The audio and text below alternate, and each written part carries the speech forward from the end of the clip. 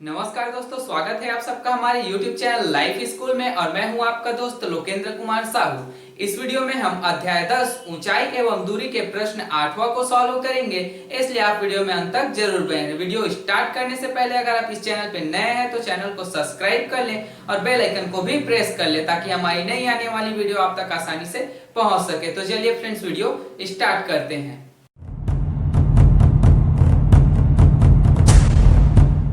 इससे पहले के क्वेश्चन हमने पिछली वीडियो में सॉल्व कर रखा है, जिसका लिंक आपको नीचे डिस्क्रिप्शन में मिल जाएगा। तो चलिए 8वां प्रश्न हल करते हैं। 8वां प्रश्न हमें दिया गया है, नदी के एक किनारे पर दो बिंदु A और B के बीच की दूरी 40 मीटर है। नदी के इस किनारे के समांतर दूसरे किनारे पर एक बिंदु C इस प्रकार है कि कोण BAC बराबर 60 अंश तथा कोण ABC बराबर 30 अंश है, तो नदी की चौड़ाई ज्ञात कीजिए। तब हमें इस प्रश्न में नदी की चौड़ाई ज्ञात करनी है। चूंकि इस प्रश्न में चित्र पहले से दिया गया है, इसलिए हम चित्र को एक बार अच्छे से समझ लेते हैं। तब चित्र में नदी के एक किनारे पर A और B दो बिंदु स्थित हैं, जिसकी बीच की दूरी 40 मीटर है। वहीं पे नदी के पहले किनारे के समांतर दूसरा किनारा स्थित है, जिस पर कोई बिंदु C स्थित है, जिसमें कोण BAC बराबर 60 अंश है और कोण ABC बराबर 30 अंश है। चूंकि DC नदी की चौड़ाई है जो हमें ज्ञात करनी है, नदी की चौड़ाई ज्ञात करनी है, इसलिए हम A से D की दूरी को x मान लेते हैं। तब B से D की दूरी क्या होगी? 40 माइनस x। तब B से D की दूरी हो जाएगी 40 माइनस x। क्यों हो जाएगी? क्योंकि अगर 40 में हम x को घटाएंगे तब हमें 40 माइनस x प्राप्त हो जाएगा, क्योंकि BD की वही लंबाई होगी। तो चलिए प्रश्न को अब हम आगे हल कर लेते हैं चित्रानुसार। AB बराबर 40 मीटर। A से B की दूरी हमें 40 मीटर दी गई है, इसलिए AB बराबर 40 मीटर। वही कोण A बराबर हमें दिया गया है 60 अंश और कोण B बराबर हमें दिया गया है 30 अंश, इसलिए कोण A बराबर 60 अंश और कोण B बराबर हमें दिया गया है 30 अंश। चूंकि CD नदी की चौड़ाई है जो हमें ज्ञात करनी है, इसलिए नदी की चौड़ाई CD बराबर हमें ज्ञात करनी है। अब हमने A से D की दूरी को x माना है, इसलिए ये हो जाएगा AD बराबर x माना। तब AD का मान जब x हो जाएगा तब B से D की दूरी हो जाएगी 40 माइनस x, इसलिए ये हो गया BD बराबर 40 माइनस x। अब हम प्रश्न को आगे हल करते हैं। तब चित्र में हमें दो समकोण त्रिभुज देखने को मिलेगा, पहला ADC और दूसरा BDC। तब हम पहले समकोण त्रिभुज को लेते हैं। पहला समकोण त्रिभुज है ADC में, इसलिए समकोण त्रिभुज ADC में, समकोण त्रिभुज ADC में हम tan 60 अंश लेते हैं। क्योंकि यहाँ पे 60 अंश का कोण बन रहा है, इसलिए। चूंकि tan जो है लंब बटे आधार दो भुजाओं से मिलकर बना होता है, इसलिए CD लंब है और AD आधार है। तब ये हो जाएगा CD बटे AD। तब त्रिकोणमिति सारणी में tan 60 का मान होता है कर्णी 3। तब tan 60 की जगह हम लिख सकते हैं कर्णी 3 बराबर CD का मान हमें नहीं दिया गया है, इसलिए CD वैसे ही रहेगा। AD का मान हमें दिया गया है x, इसलिए AD का मान हम यहाँ पे रख देते हैं x। अब इसका तिर्यक गुणा करते हैं, तब x का गुणा अगर कर्णी 3 के साथ करेंगे तब ये हो जाएगा CD बराबर x कर्णी 3। इसे हम समीकरण 1 मान लेते हैं। अब हम इसी प्रकार से दूसरे समकोण त्रिभुज BDC को ले लेते हैं। तब समकोण त्रिभुज BDC सी में।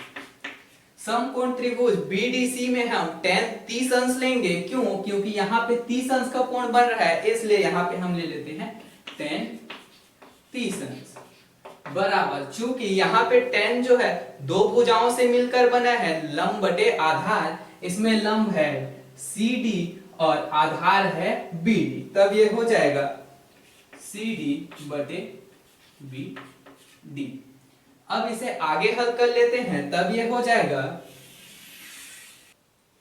त्रिकोणमिति सारणी में tan 30 का मान होता है 1 बटे कर्णी 3, इसलिए tan 30 के जगह हम लिख सकते हैं 1 बटे कर्णी 3 बराबर CD का मान हमें पता नहीं है, इसलिए CD ही रहेगा, और BD का मान हमें दिया गया है 40 minus x, 40 minus x BD का मान दिया गया है, इसलिए ये हो जाएगा 40 माइनस x। अब इसका हम तिर्यक गुणा करते हैं, तब ये हो जाएगा 40 माइनस x का गुणा 1 के साथ करेंगे, तब ये हो जाएगा 40 माइनस x बराबर, अब CD का कर्णी 3 के साथ गुणा करेंगे, तब ये हो जाएगा कर्णी 3 CD। अब इस कर्णी 3 को 40 माइनस x के बटे में ले आते हैं, तब ये हो जाएगा CD बराबर 40 माइनस x बटे कर्णी 3। इसे हम समीकरण 2 मान लेते हैं। अब हम इसे आगे हल करते हैं, तब समीकरण 1 और 2 से, इसलिए समीकरण 1 व 2 से जब हम समीकरण 1 और 2 की तुलना करते हैं, तब समीकरण 1 का लेफ्ट हैंड साइड CD है और समीकरण 2 का लेफ्ट हैंड साइड CD है, तब CD आपस में कैंसिल आउट हो जाएगा, तब समीकरण 1 से बचेगा x कर्णी 3 बराबर, और समीकरण 2 से बचेगा 40 माइनस x बटे कर्णी 3। अब इसका हम तिर्यक गुणा करते हैं, तब x कर्णी 3 का गुणा अगर कर्णी 3 के साथ करेंगे, तब कर्णी 3 और कर्णी 3 का गुणा होता है, जब कर्णी 3 गुणित कर्णी 3 होता है, तब इसका मान हो जाता है 3। क्यों? क्योंकि वर्ग और वर्गमूल कट जाता है, इसलिए कर्णी 3 और कर्णी 3 का जब यहाँ पे गुणा होगा, तब यह हो जाएगा 3x बराबर। अब बचा है यहाँ पे 40 माइनस x। अब इस माइनस x को हम पक्षांतर कर लेते हैं, तब जब पक्षांतर करेंगे तो ये माइनस इस साइड आके प्लस में हो जाएगा, तब ये हो जाएगा 3x धन x बराबर 40। अब 3x धन 1x हो जाएगा 4x, तब ये हो गया 4x बराबर 40। अब इस 4 को 40 के बटे में ले आते हैं, तब ये हो जाएगा x बराबर 40 बटे 4, 4 एकम 4, 4 एकम 4 और 4 शून्यम 0, तो ये हो जाएगा 4 से 10 बार में भाग गया, इसलिए x का मान हमें प्राप्त हो गया 10। यहाँ पर x का मान हमें प्राप्त हो गया 10, अतः समीकरण 1 से